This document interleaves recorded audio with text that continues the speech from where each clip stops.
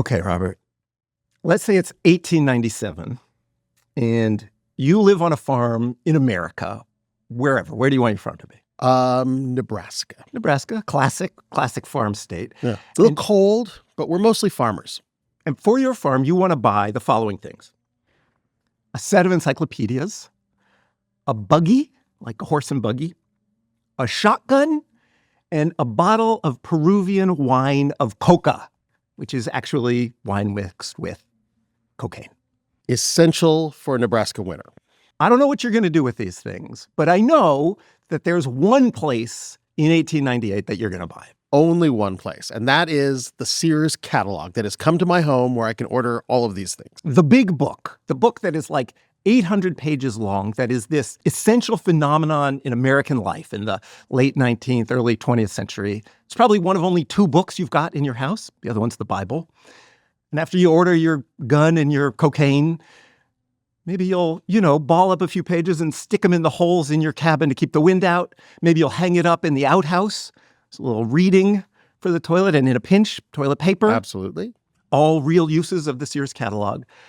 And, one of the things that's amazing about Sears, subject of today's show, is how long it was so central and so huge in American life. It had this rise, this meteoric rise, as they say, in the late 1800s. But then it had kind of another rise in the 20th century.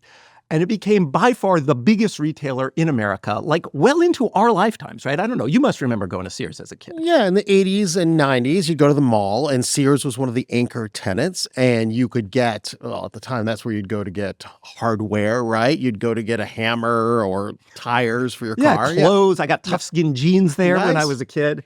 And there is a way in which, I don't quite want to say Sears was America, but kind of, right? Like during the Cold War, people used to say we should drop the Sears catalog over the Soviet Union to show them what they're missing, right? You want to end communism, just show them the Sears catalog. Hundreds of pages of capitalism.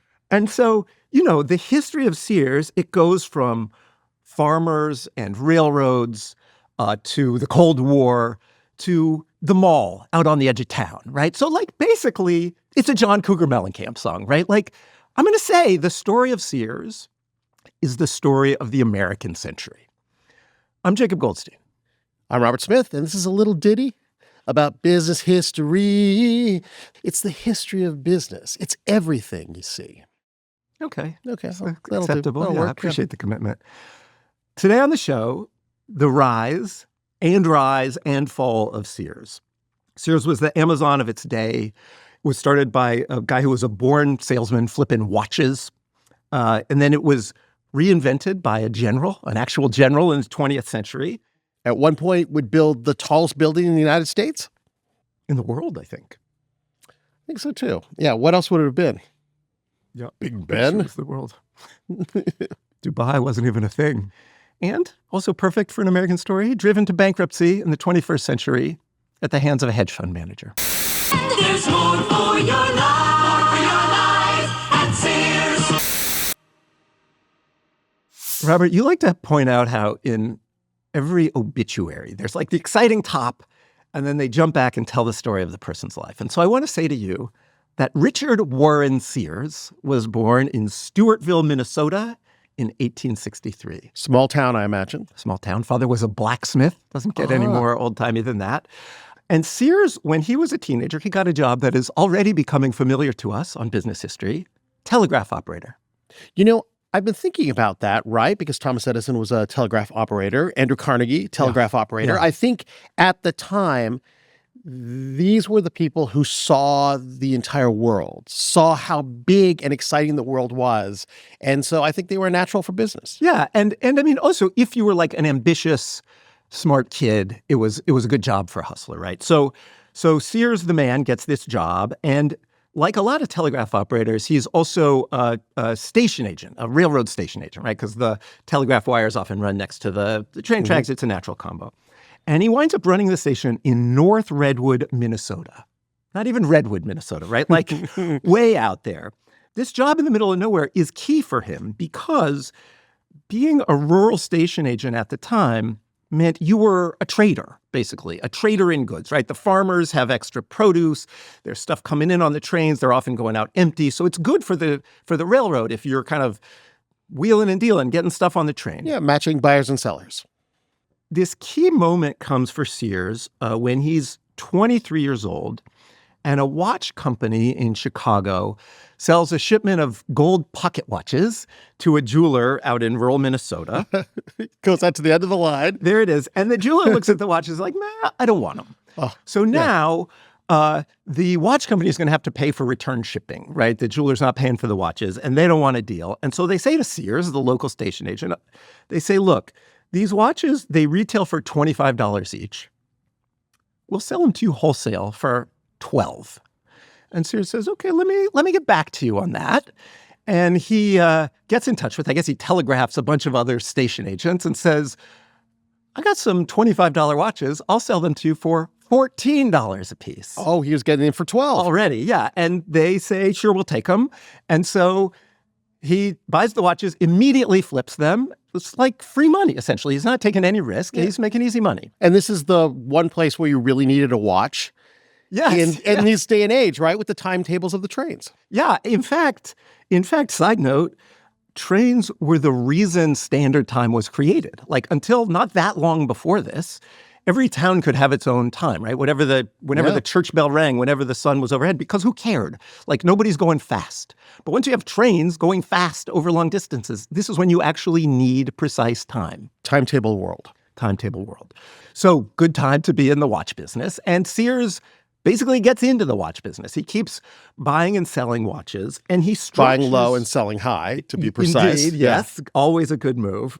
And he structures these side hustles in a really smart way, which is basically similar to what he did the first time. He does it so that the people buying from him pay him before he pays for the watches. So basically, he's selling the watches before he has to buy them.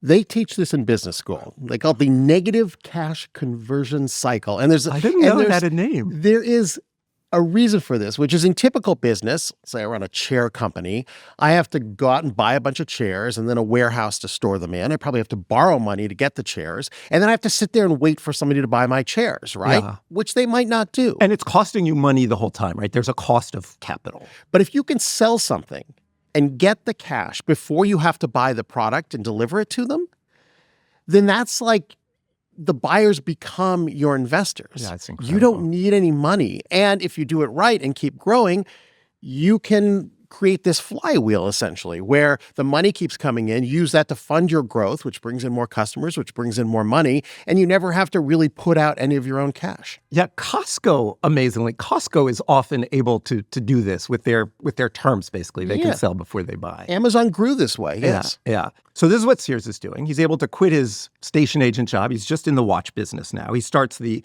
R.W. Sears Watch Company. And according to Catalogs and Counters, which is the 1950 book. That's the classic history of early Sears. At this point, the R.W. Sears Watch Company consisted of a kitchen table, a 50-cent chair, and some record books and stationery. And the rest of it is just the mental hustle. logistics. Yeah. So Sears is getting bigger now. He's still out in Minnesota. And of course, all of his watches are coming and going via the railroad, right? That's the way everything's moving at the time. And so he needs to be more central, right? His business is growing. He doesn't want to be out at the end of the line anymore. So there's one place really for him to move, Chicago, right? It's the center. A town that was built because it is the center of the rail lines. Yeah. So I'm going to say a name here just for our older listeners, Alva Roebuck. For like a minute, Sears partners with a watchmaker named Alva Roebuck, which I say because if you're over the age of 45, you may know that Sears was called Sears Roebuck. But Roebuck disappears pretty soon, leaves his name on the company. And they keep the name for 100 years. Amazing. And Sears, the man, R.W. Sears, is expanding his business slowly. He goes from watches to jewelry. He's selling direct to consumers now, not just wholesale. And he's sending out this little booklet with the watches and the jewelry. And the booklet is sort of getting bigger and bigger as he adds more things. And you see what I'm doing here, right? He's getting into the catalog business. which is a new thing at the time. He's not inventing the catalog business. Montgomery Ward, another company that stayed around for a long time, they were already sending out catalogs. But the key thing is, I think, it's a really good time to be getting into the catalog business. It reminds me, you mentioned Amazon. It reminds me of Amazon getting into e-commerce in the late 90s, right? In both cases, there are these sort of technological and demographic tailwinds that are just blowing the business forward. We're seeing industrialization, we're seeing the railroads, mail delivery, and, with a catalog, it's like getting someone into the store, right? You come for the watches, but as you're flipping the pages, you're like, oh, I can get some dungarees. Yes. And people are getting richer, right? People are getting richer. There's more literacy. Like there's all these reasons it's a good time to be starting a catalog. Rural delivery is getting better. You can actually see a lot of these dynamics in the catalog itself. So let's actually look at the catalog because it's incredibly revealing about the way the business worked, the way the American economy worked at the time. So I actually you can buy a reproduction of the catalog, which I have here. It's a few hundred pages if you're looking at it. It's many huge. Hundreds of pages. Let's see. The last page is 786. Love it. And so here, I've printed out the cover. So let's just look at the cover. It's a lot. It's a lot, right? Sears, Roebuck and Company, cheapest supply house on Earth. On Earth. You know what I thought of when I saw that? The Greatest Show on Earth. P.T. Barnum. He had his circus going around this time.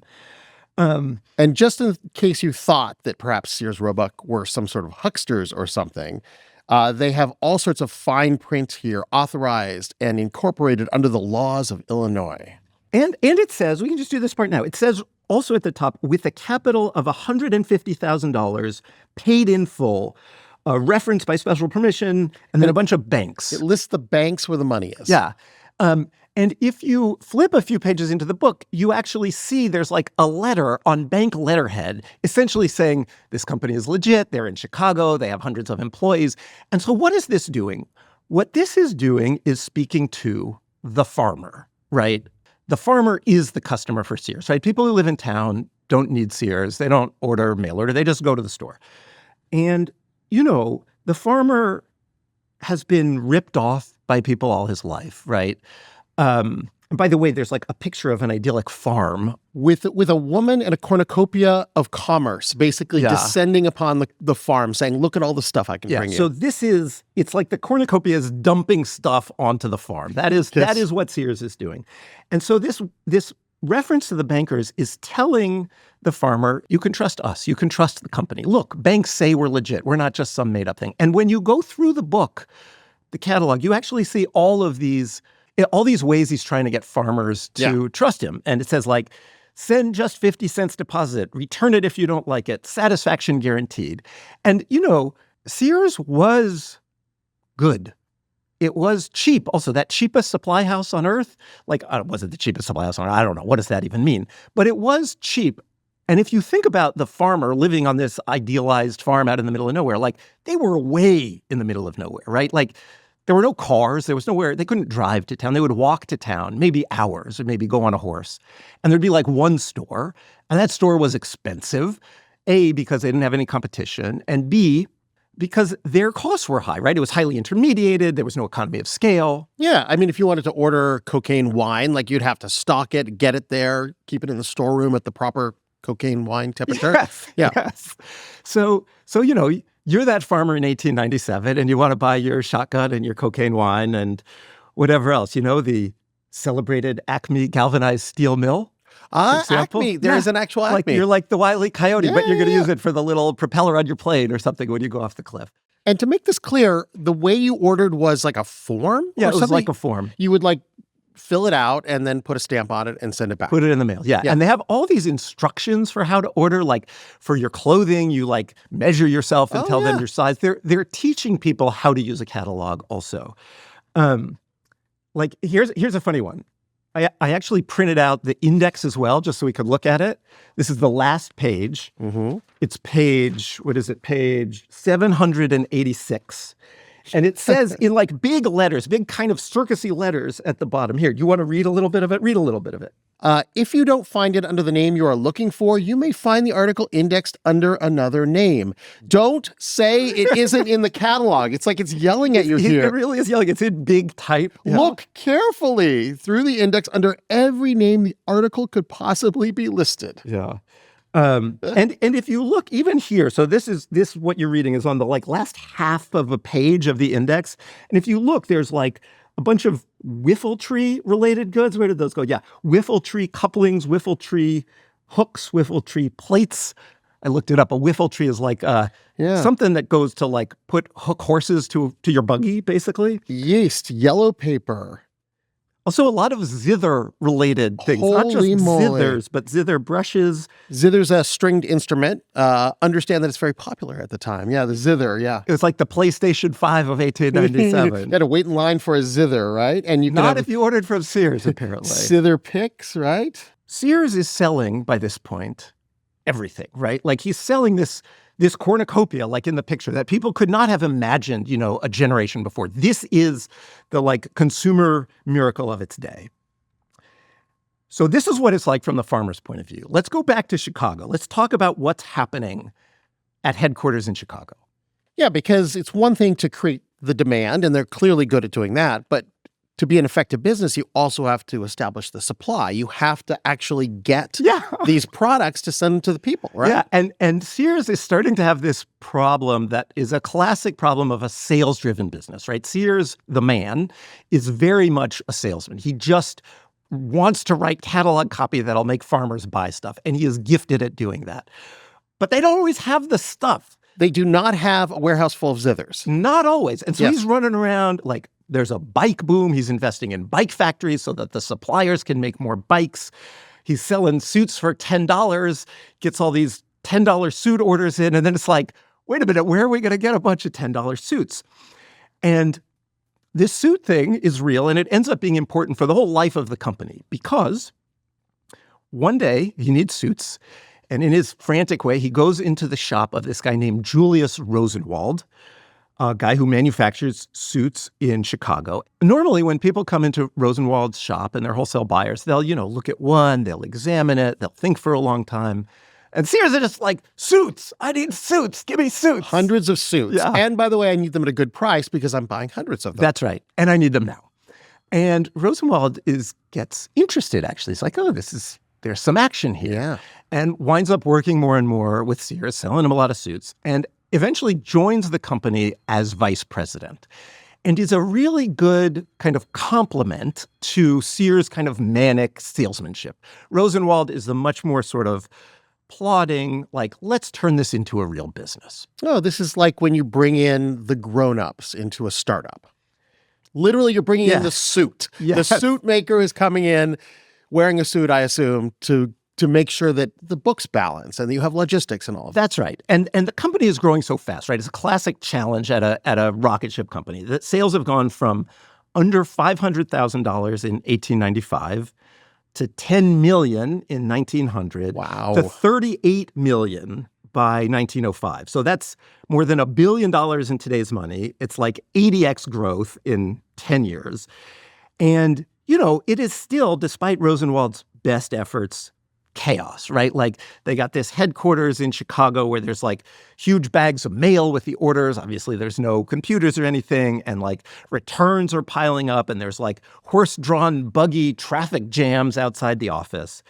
And so Rosenwald decides we need to get our logistics in order. And to do that, now we do need capital. Now we need real investors. And so he sets up an IPO for the company. They go public in 1906, ticker symbol S. What were there, 26 companies at the time, right? Yeah. S.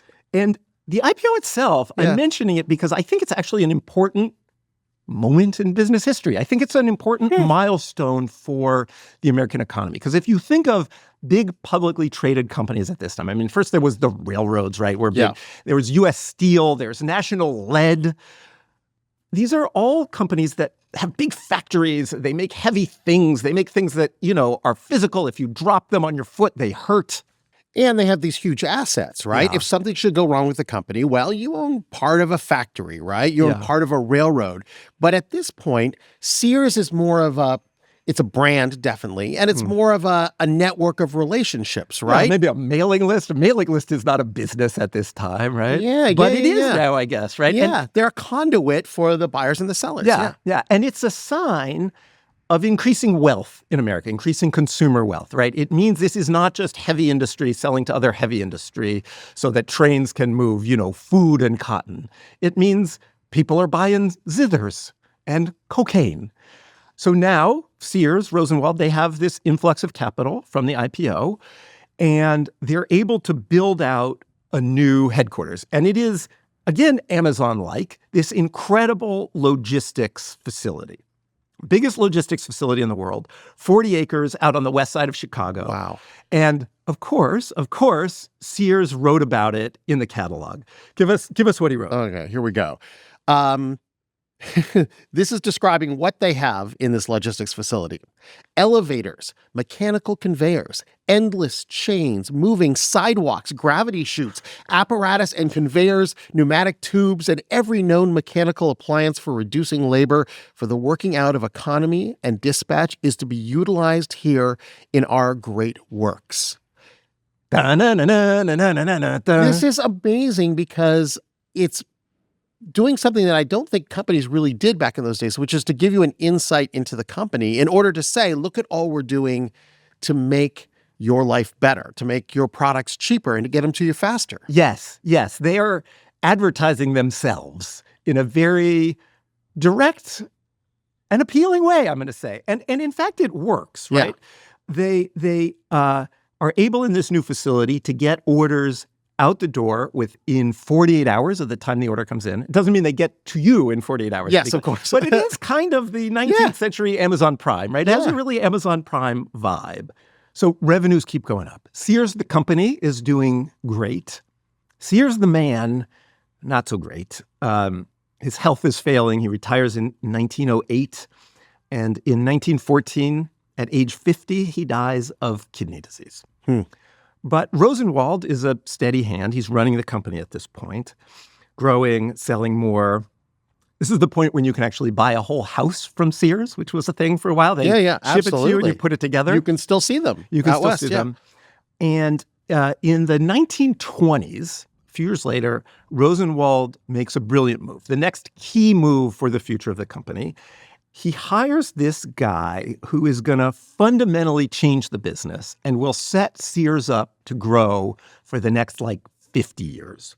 So the guy Rosenwald hires is named General Robert Wood, was a brigadier general, not like some Kentucky colonel, graduated from West Point, although he was more of a supplies general than a shooting general, helped build the Panama Canal. Big deal.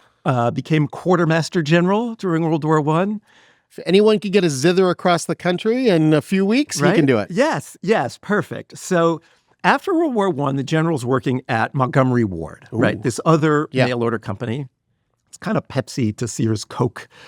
And today we would call the general a data guy, or a data guy, if that's your thing.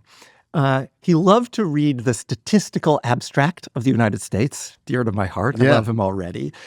And as he's reading the Statistical Abstract of the United States in the 1920s, he sees something really clear. He sees that those core catalog customers of Montgomery Ward and Sears are disappearing. They're moving to the cities. They're moving to the cities, and they're getting cars. And so they have access to stores. Exactly. And so Wood says to the other executives at Montgomery Ward, this is happening. I can see it in the data. We need to start building stores. And the people at Montgomery Ward say a classic thing that successful business people say. They say, no, we've got this very successful catalog business that would cannibalize our sales. We would just be eating into our own sales. It wouldn't be efficient. And Wood says, well, somebody's going to eat into our sales. If it's not us, somebody else will. And he ends up talking to Julius Rosenwald over at Sears, and Julius Rosenwald thinks the general is onto something. And so Rosenwald hires Wood. I got to decide if I'm going to call him the general or Wood. Does it matter? I think you should call him the general. It's awesome. Yeah, So, I mean, why not? So Rosenwald hires the general. Yes. And the general starts building Sears stores. So at the time, department stores were already a thing. Actually, they were a big new thing, right? Right in the center of cities, you had Macy's and Wanamaker's, and people would make a day of it and go into the city and shop there. That's right. And so these stores had been around for decades at this point, right? Since the 1800s.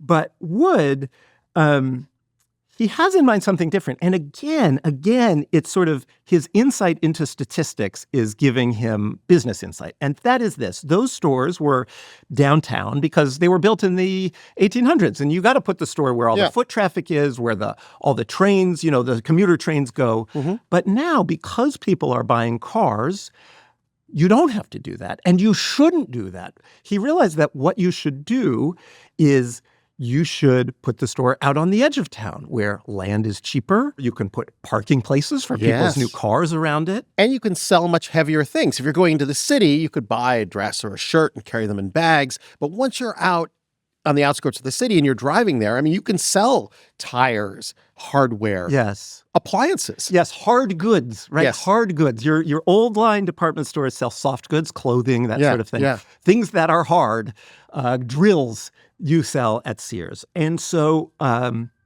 Wood starts doing this. And if you think about the timing, right? Like it becomes obvious. We think of this in the post-war boom, right? I think of this mall out on the edge of town with the giant parking lot. That, in my mind, is a creature of the 1950s and 60s, right?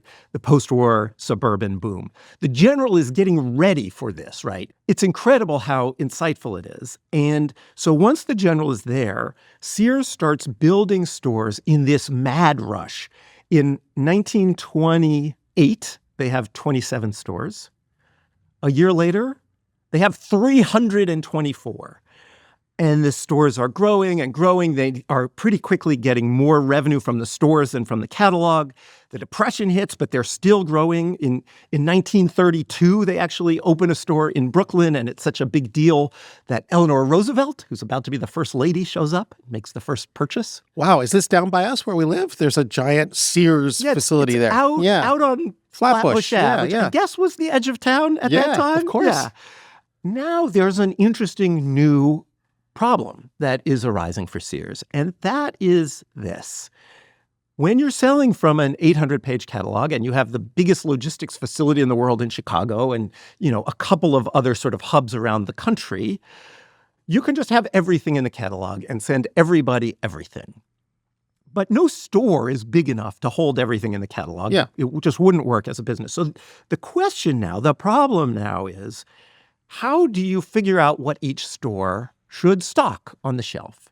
Yeah, and I think the traditional company would look at their best sellers, right? You have the data, I assume, from all across the country. So you would just list your best sellers and you'd stock those. And, you maybe put copies of the catalog around the store in case you wanted something small. Yes.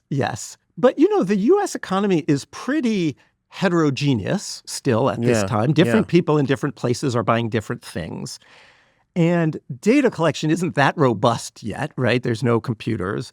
And also, this is really interesting. The general is a man who loves the free market and hates communism like a good American general. And he thinks like this, having headquarters dictate to each store what they sell, that feels like a command and control economy. Communist. It feels communist. It feels like the way they do things in the Soviet Union. And they've just had a communist revolution, in 1917, right? Yeah. And they're a little worried because there's the labor movement in the United States. There's the Red Scare of the 20s. So the general does seem to be thinking about it this way, and he decides he's going to have a sort of a quasi-free market economy within Sears to let the people running each store decide what to sell. And he actually puts it in these kind of proto-Cold War terms. He says at one point to a group of Sears employees, "We have deliberately tried to treat you as free, independent merchants.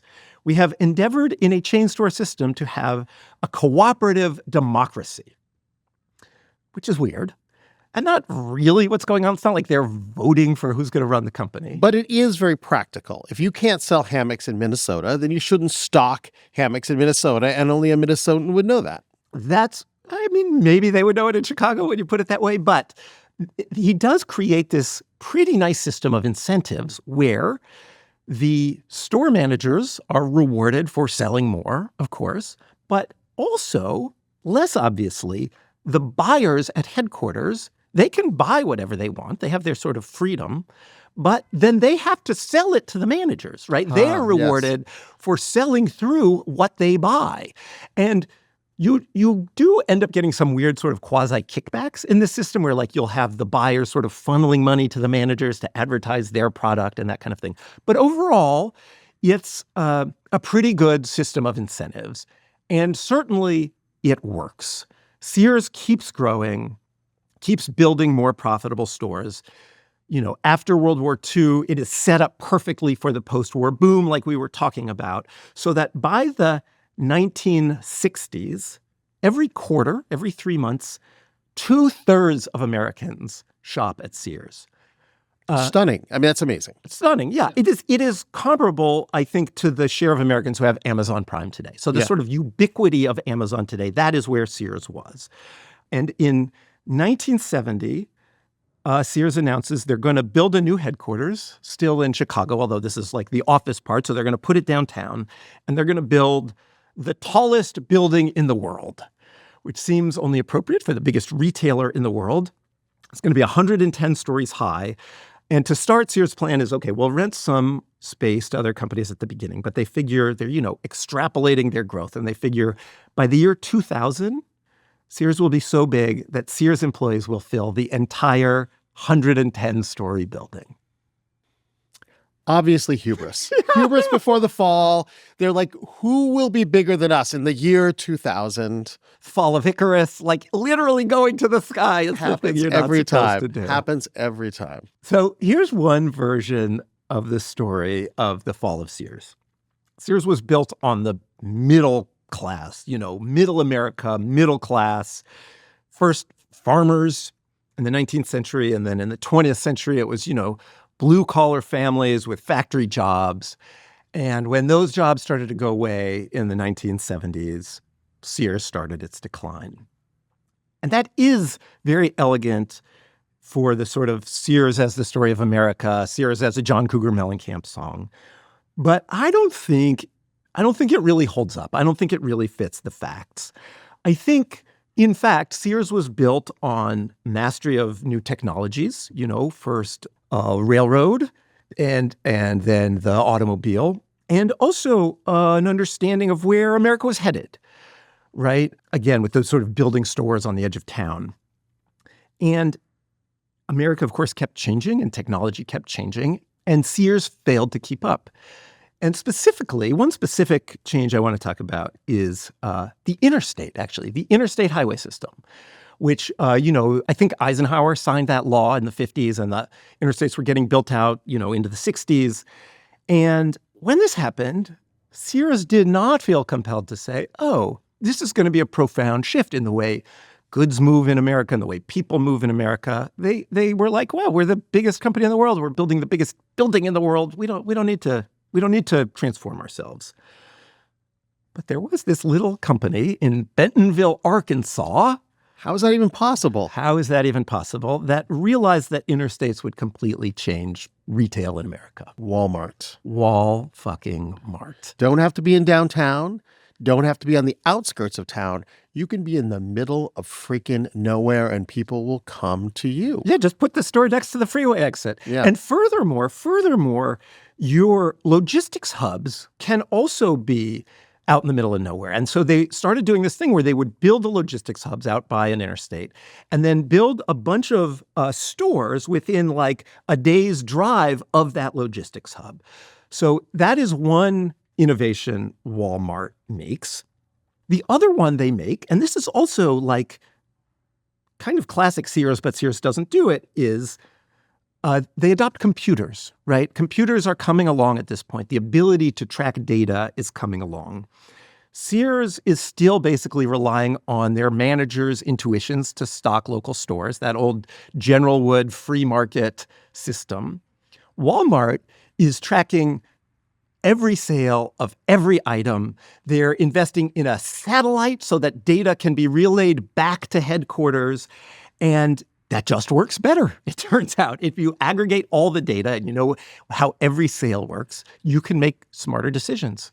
We've told this story before, but this one really drives it home to have a company like Sears that was dominant for so long, adapted to so many changes. The changes between the late 1800s and the 1960s are insane, right? Yeah. In fact, far more dramatic changes than we faced in the 60s, 70s, and 80s. And yet, this company, even with its democratic structure, can't come up with this stuff. Or if it does come up with it, it's just they've put too much money and time and effort into a system that works really well for them. And so you just can't be the guy in the meeting that says, yeah, we should take down that store in Brooklyn and we should put it out on Interstate 78. Yeah, right. And so by 1991, Walmart is bigger than Sears. Sears is no longer the biggest retailer. And there is this Time magazine article from that moment that captures what is going on in a lovely way. The headline is Mr. Sam Stuns Goliath. Sam is Sam Walton. Give us the first sentence. With its Regency furniture, rich wood paneling, and commanding view of Chicago's skyline, the executive floor of the 110-story Sears Tower is a monument to the company's glorious century as America's favorite store. Okay. And I think we know what's coming. We know here. what's coming. Just wait, it gets better. In the next paragraph, they cut to Walmart headquarters in Bentonville, Arkansas. Go. The drab two-story building whose Formica desks and battleship gray walls belie the company's immense profitability. Yes. So if you have, in one sentence, Regency furniture and Richwood paneling. Top of the world. Top of the world. And another one, a drab two-story Scrappy building. underdog. You know what the rules of narrative say? The scrappy underdog is going to win. Yeah. This is just what you have to do in a story. Sorry, it's the way stories work. And so, so Walmart is winning. Sears is losing. At the same time, Walmart is kind of competing from below, right? Cheap is Walmart's thing. Sears is also getting competed kind of from the side because you have these sort of category killer stores using the same technologies, the interstate computers, to be a giant, say, hardware store, Home Depot. Yes. Electronics store, Best Buy. Circuit City. Shout out Circuit City. And they're competing on what I assume are pretty high profit items for Sears. I mean, certainly core Sears items, right? Yeah. Like the way I go to Home Depot now for a drill, I would have gone to Sears 50 years ago. So Sears, of course, sees this happening, but instead of fundamentally changing their business, they decide to expand sort of horizontally. They've actually been in the insurance business since the 30s. They had sold Allstate tires. And they were like, oh, with your Allstate tires, why don't you buy some Allstate insurance? Kind of genius. And that worked. And so now they're like, okay, let's do more finance. So they buy a brokerage and they buy a real estate agency. And they launched the Discover card, actually. But it turns out people don't want to buy their mutual funds where they buy their power tools, right? The financial services thing doesn't work.